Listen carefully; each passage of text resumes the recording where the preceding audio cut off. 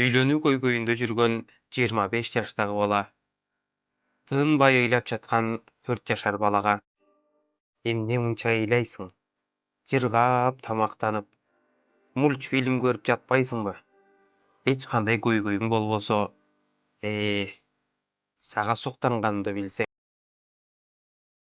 Каражатын бир айдан экинчи айга эптеп жеткирип жаткан 35 жашар эркек үйлөнүү маселесинде жүргөн бойдокко мынчасы кыласың, акыры үйлөнөсүң, ал да жаныңа тиер. Акыбалымды карачы, сага аябай суктанып жатам.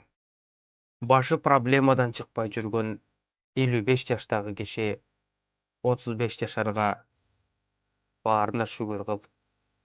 Кем каршылык болсо да кулагың тынч. Мына өмүрүмдү берген бизнесим кыйрап, кулагыма чейин карызга батып кеттим. Сага канчалык суктанып жатканымды элестете да албайсың. Анын сөзүн угуп турган 70 жаштагы абышка мынчасы кыласың. Мага окшоп белиң какшап, бутуң калтыраган жокпу акыры? Сенин ордуңда болгонумда тоону уруп, калкан кылмакмын. Эх, ширкет.